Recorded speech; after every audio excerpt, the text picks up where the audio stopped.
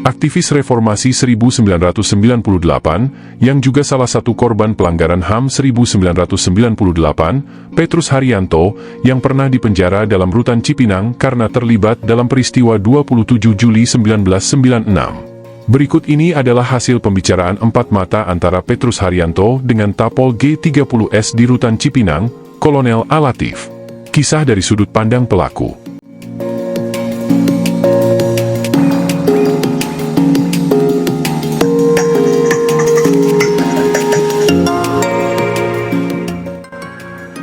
Dalam peristiwa penculikan dan pembunuhan 6 perwira tinggi dan seorang perwira pertama TNI Angkatan Darat, dini hari 1 Oktober 1965, ada beberapa nama pemimpin militer sebagai pelaku yang dikenal publik, antara lain Letkol Untung Syamsuri, Komandan Batalion 1 Cakrabirawa, Brigjen Suparjo, Panglima Komando Tempur 4 Komando Mandala Siaga, Kolonel Abdul Latif, Komandan Brigif 1 Jaya Sakti, Mayor Udara Suyono, Komandan Resimen Pasukan Pertahanan Udara. Ada juga orang sipil, antara lain Syam Kamaruzaman, anggota Biro Khusus PKI, Pono, Biro Khusus PKI. Kecuali Kolonel Latif yang divonis seumur hidup, sebagian besar sudah dieksekusi mati. Pada Desember 1996, aku ditahan di LP Cipinang, pindahan dari rumah tahanan ke Jagung. Saat itu aku masih berstatus tahanan politik, atau Tapol, yang masih dalam proses persidangan, dengan dakwaan subversi pasca peristiwa 27 Juli. Aku sangat beruntung karena waktu itu masih sempat berjumpa dengan Kolonel Latif, saksi kunci peristiwa G30S. Bertemu dan bercakap-cakap dengannya sangatlah menyenangkan. Obrolanku dengannya bisa menghabiskan waktu berjam-jam, karena bekas anak buah Soeharto itu senang bercerita, dan tidak menutupi peristiwa G30S. Semua dibukanya gamblang. Katanya waktu itu, dia ingin meluruskan peristiwa itu, untuk membongkar versi pemerintah yang menurutnya banyak bohongnya. Pagi itu, di awal Januari 1997, aku sempatkan main ke kamar selnya. Sebelumnya, aku sempatkan mampir ke Blok 3F, untuk bertemu dengan Fauzi Isman, narapidana politik, Napol, kasus Talangsari Lampung, dengan vonis hukuman 20 tahun, untuk menanyakan letak sel Kolonel Latif, sering kami menyebut demikian. Kalau tahanan PKI ada di Blok EKI, ekstrim kiri, sedangkan kita, Tapol PRD dan Napol kasus Lampung, berada di Blok 3F atau Blok EK, ekstrim kanan. Kamar Pak Latif nomor 6, Nuku Sulaiman, kasus stiker SDSB, Soeharto dalam segala bencana, juga ada di Blok EK, ujar Fauzi. Dari cerita Fauzi, Blok EKI diperuntukkan bagi anggota PKI atau yang dinyatakan terlibat G30S. Kata Fauzi, saat ini tinggal 5 Napol yang tersisa, sementara lainnya sudah dieksekusi mati. Katanya, Pak Katno, Ketua Pemuda Rakyat, ada di kamar 1, Pak Asep Suryaman alias Pak Hamim, anggota Biro Khusus PKI di kamar nomor 5, Pak Bungkus anggota Pasukan Cakrabirawa kamar nomor 4, Pak Marsudi anggota AURI, kamar 7. Semuanya divonis hukuman mati. Beberapa kali akan dieksekusi, tetapi urung dilaksanakan. Berbekal informasi dari Fauzi, aku menuju sel Pak Latif. Bagi kami yang ada di LP Cipinang, jarak antara selku dan sel Pak Latif terhitung jauh. Maklum, biasa beraktivitas hanya seputaran blok. Ketika kutemukan sel kamarnya, di ruang depan penuh gitar, tas koper berlapis batok kelapa yang dihaluskan. Semua ini buatanku. Aku dulu aktif di Binker, bimbingan kerja. Aku buat gitar akustik dan listrik, bahkan bass betot keroncong, untuk mengisi waktu luang, dan bisa dijual. Bahkan sampai ke luar negeri, ujar Pak Latif, memecah lamunanku yang sedang memandang kerajinan tangan yang dipajang di dalam selnya. Seperti biasanya, dia selalu antusias bila bertemu aku. Aku dipersilahkan duduk, Pak Latif lalu menanyakan bagaimana jalannya proses persidanganku. Aku jadikan momen untuk membongkar kejahatan Soeharto, dan panggung perlawanan kepada rezim Orba, jawabku. Nah, sudah betul itu. Walau kalian di penjara, jangan takut untuk melawan Soeharto. Dalam proses sidang kamu harus berani melawan penguasa dengan gagah berani, kata Latif berapi-api. Dia kemudian melanjutkan, Petrus harus mencontoh aku. Walau aku disiksa dan diisolasi selama 10 tahun. Tapi aku melawan dalam persidangan. Aku sendiri baru disidang di Mahkamah Militer Tinggi, setelah 13 tahun di penjara.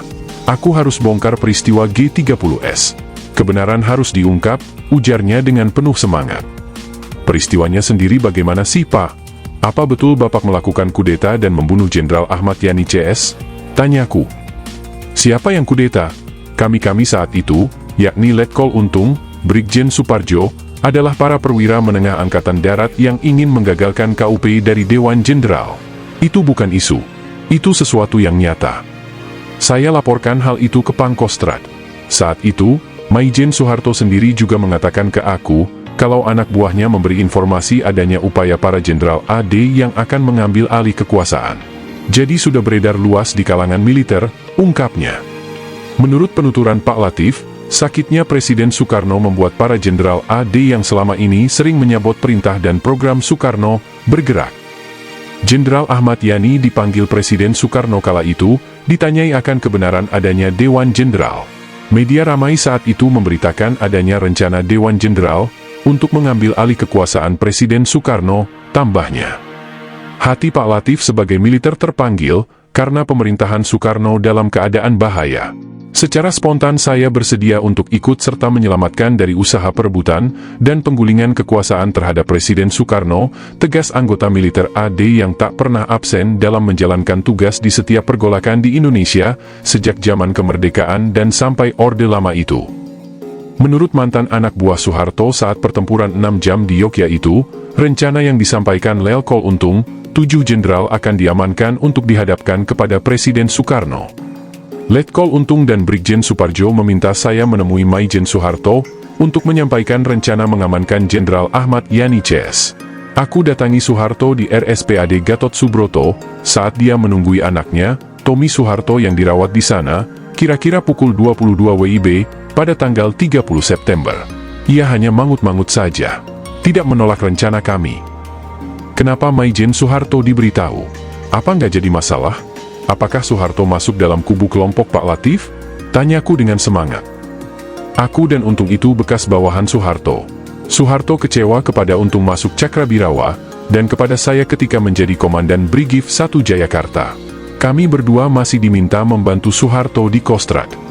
Hubungan dengan Soeharto tidak hanya sebatas komandan dan bawahannya.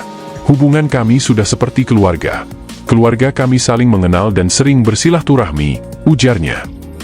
Latif berkisah, saat Untung menikah Soeharto datang ke Kebumen turut merayakan acara itu.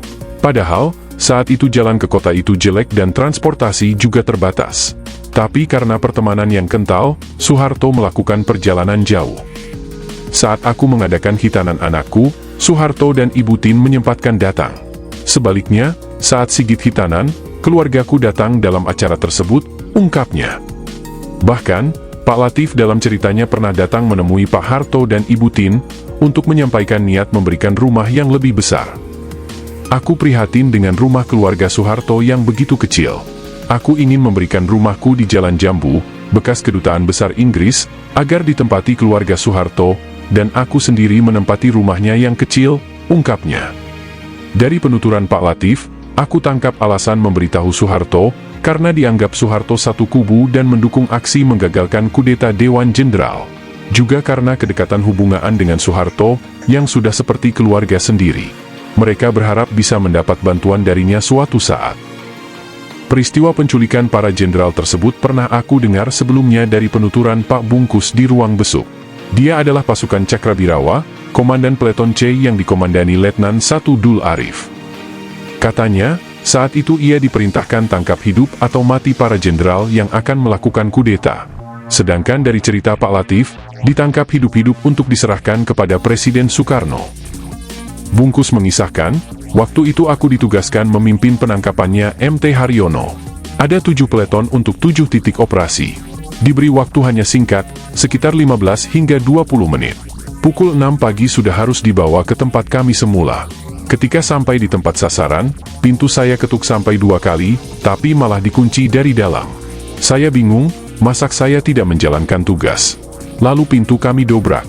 Di dalam gelap karena lampu dimatikan. Sekilas ada bayangan putih, lalu saya refleks menembak. Ternyata yang tertembak MT Haryono, ujar Pak Bungkus dengan wajah tegang. Kata Pak Bungkus, pasukannya membawa jenazah MT Haryono ke tempat semula, daerah Lubang Buaya. Katanya, tiba pukul 5:30. Saya serahkan MT Haryono yang sudah meninggal ke Dul Arif, ujarnya lirih. Menurut cerita Bungkus, para jenderal tidak disiksa. Tidak ada dik yang disiksa. Yang hidup, dengan sopan dipapah, dibawa ke bibir lubang sumur baru ditembak. Gak benar ada Gerwani yang menari sambil menyanyi genjer-genjer. Gak ada adegan menyilet dan mencungkil mata para jenderal. Film itu benar-benar keterlaluan, ujarnya kepadaku dengan nada tinggi. Kata Pak Bungkus, yang di sana hanya pasukan yang bisa menangkap para jenderal. 60 orang dari Cakrabirawa dan selebihnya pasukan Brigif 1 Jaya pimpinan Kolonel Latif. Suasananya sunyi dik. Hanya terdengar suara hembusan angin, suara bayi, suara ayam berkokok. Kami semua terdiam dan mematung. Minum air putih pun rasanya getir, ucap Bungkus, matanya seperti menerawang ke masa lampaunya tersebut. Sementara itu, Pak Latif menerima laporan dari Letnan 1 Dul Arif, kalau para jenderal yang diamankan meninggal. Aku sendiri bingung, kok jadi begini? Sampai keluar keringat dingin. Dul Arif juga begitu, padahal dia pemimpin operasi di lapangan, kata Latif. Latif sempat memprotes hal tersebut kepada Untung. Tapi protesnya ditanggapi dengan jawaban, bahwa dia akan bertanggung jawab atas apa yang terjadi. Dalam Mahkamah Militer Tinggi, Syam, alias Syam Kamaruzaman anggota Biro Khusus PKI, mengakui bahwa dia yang memerintahkan penembakan jenderal yang masih selamat. Aku sendiri malah nggak tahu ada yang masih hidup, lalu ditembak mati. Jadi, meninggalnya Jenderal Ahmad Yani CS di luar jangkauan dan kemampuan saya saat itu, ungkap Latif bernada membela diri. Supaya semua gerakan dihentikan, dan semua pasukan standby di tempat, semua persoalan akan diselesaikan oleh pemerintah, Presiden, hindari pertumpahan darah, ujar Pak Latif membeberkan sikap Presiden Soekarno. Perintah Presiden Soekarno didapat, setelah Brigjen Soeparjo berhasil menemui Panglima Besar dan pemimpin tertinggi revolusi di Bandara Halim Perdana Kusuma. Kata Pak Latif, Brigjen Soeparjo berhasil menemui Presiden Soekarno, dan melaporkan gerakan mengamankan para anggota Dewan Jenderal yang akan melakukan kudeta. Presiden Soekarno justru meminta agar gerakan itu dihentikan. Perintah Soekarno itu kami jalankan, dengan menarik semua pasukan yang dikerahkan. Tembak-menembak yang terjadi juga bukan kami yang memulainya. Kami hanya mempertahankan diri, kata Latif. Jadi ngawur kalau ada tuduhan makar kepada Presiden Soekarno. Logikanya aneh, justru kami ingin melindungi Presiden Soekarno. Lewat Brigjen Soeparjo, justru kami ingin melaporkan gerakan kami. Tidak ada pasukan dikerahkan menahan Presiden Soekarno dan meringkusnya. Kan aneh tuduhan makar? Ucapnya dengan nada marah. Malam semakin memuncak, suasana menjadi sepi sunyi. Kesunyian itu membuat aku mampu mendengar bunyi sirine palang pintu kereta. Bunyinya yang khas itu hampir setiap malam larut menemaniku. Aku masih terjaga, tenggelam dalam lamunanku memikirkan perkataan mantan Komandan Brigadir Infanteri 1 Jaya Sakti Kodam 5 Jaya itu. Kalau Soeharto tahu rencana mengamankan Jenderal Ahmad Yani CS, kenapa diam saja?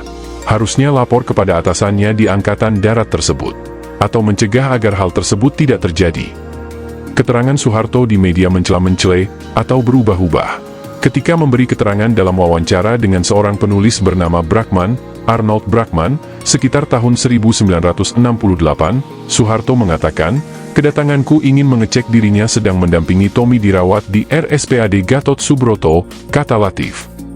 Sementara dengan koran Der Spiegel, Jerman Barat, tahun 1970, Soeharto mengatakan kalau aku akan membunuh dirinya. Gagal, karena rumah sakit penuh orang. Mana yang benar? Jawaban kedua saling bertentangan. Soeharto ingin menutupi kejadian yang sesungguhnya. Mana mungkin aku membunuh dia? Diriku sangat hormat kepada dirinya. Dan aku meyakini kalau Soeharto adalah jenderal yang loyal terhadap Soekarno, ungkapnya. Menurut Latif, setelah kejadian penangkapan para jenderal, Soeharto tidak pernah menghadap Presiden Soekarno, padahal menurutnya, dia tahu Presiden memilih Maijen Pranoto Rekso Samodra menggantikan Jenderal Ahmad Yani. Bahkan ia mencegah Maijen Pranoto Rekso dan Maijen Umar Wirahadikusuma, Pangdam 5 Jaya, menghadap Presiden Soekarno. Jelas-jelas dia sudah melakukan tindakan sendiri, dan melawan Presiden Soekarno sebagai Panglima tertinggi. Bahkan lebih lanjut, menekan Presiden agar membuat Super Semar. Sejak itu, melakukan tindakan secara luas, melebihi mandat dari Super Semar, ungkap Latif. Semua kebijakan yang diambil Soeharto, intinya mempreteli kekuasaan Presiden Soekarno. dan semua masyarakat tahu, akhirnya MPRS memecat Soekarno dan mengangkat Soeharto menjadi presiden. Bahkan menahan Presiden Soekarno. Faktanya jelas, dia melakukan kudeta kepada kekuasaan Presiden Soekarno, katanya bernada tinggi. Disinilah pentingnya arti kesaksian Pak Latif dalam peristiwa G30S. Tegas-tegas dia menuduh Soeharto lah yang menggulingkan Soekarno. Maijen Soeharto memainkan politik Machiavelli. Dia biarkan semua jenderal yang berkuasa di AD dihabisi oleh gerakan tersebut. Akhirnya, jenderal senior yang tersisa hanya dirinya dan Abdul Haris Nasution lolos dari penculikan. Sejak tanggal 2 Oktober, Pangkostrat langsung menghadapi pasukan Untung dan Latif. Aku dan Untung dipecat olehnya. Dia bukan komandan saya, nggak bisa dia memecat saya, ujar Pak Latif marah. Bahkan tanggal 11 Oktober Pak Latif ditangkap. Dari ceritanya, penangkapan begitu brutal. Kaki kanan saya dibayonet, tempurung kaki saya dipecahkan oleh tembakan senjata api. Dengan darah mengucur saya dibawa ke RSPAD dan dioperasi. Bangun-bangun sudah seluruh tubuhku digips semen, hanya kepala yang bisa digerakkan, kenangnya pilu. Sebuah penderitaan yang tak ada ujung pangkal, sehabis operasi langsung diperiksa. Bahkan Pak Latif ditahan di ruang isolasi, dengan kondisi penjara yang lembab dan kotor. Suatu hari ketika gips dibuka, muncul belatung dan nanah disertai bau busuk, membuat sipir yang bertugas muntah. Soal makanan jangan ditanya, tak layak dimakan. Pak Latif sendiri menjadi saksi begitu kejamnya pemerintah memperlakukan para tahanan. Akhirnya, banyak yang terkena HO, alias Hongroideum, busung lapar, tubuh mereka kurus kering lalu banyak yang mati. Agar aku punya asupan gizi, aku berburu tikus setiap hari. Itulah asupan proteinku. Kalau tidak, sudah tumbang diriku, ujarnya kini sambil melucu. Siksaan yang luar biasa membuat beberapa tahanan tak kuat lalu bunuh diri. Pak Latif sendiri diisolasi selama 10 tahun. Aku membayangkan sebuah penderitaan yang luar biasa. Dalam tahanan tidak boleh keluar, hanya ada dalam sel selama 10 tahun, dengan digips semen seluruh tubuhnya kecuali kepala hampir 2 tahun. Toh, dia tetap bertahan, dan akhirnya dimajukan ke Mahkamah Militer Tinggi, 13 tahun kemudian. Bukannya dia surut dan menyerah menghadapi Mahmilti, justru di pengadilan itu dia melawan dan membongkar peristiwa G30S. Sayangnya, kekuasaan Soeharto sudah sedemikian kukuh. Kesaksian Pak Latif dianggap angin lalu. Beda kejadiannya, kalau dia diadili setelah peristiwa itu. Dan kini perwira menengah AD yang pernah ikut pertempuran 10 November, dan terlibat menumpas hampir semua pemberontakan yang terjadi di berbagai daerah itu tetap tegar. Aku ingin melihat Soeharto jatuh. Aku ingin bebas dan membuat buku tentang pledoiku dan biografiku. Aku ingin hidup dan melihat kejatuhannya dan kematiannya, ujarnya mengakhiri pembicaraan hari itu. Cita-cita pemilik nama Gus Dur waktu kecil ini pun tercapai. Soeharto jatuh dari pemerintahannya. Pak Latif bersama 3 Napol G30S lainnya dibebaskan Habibie. Buku pledoinya juga terbit, dan menjadi dokumen penting tentang peristiwa G30S. Sayangnya, beliau menghembuskan nafas terakhir terlebih dahulu sebelum Soeharto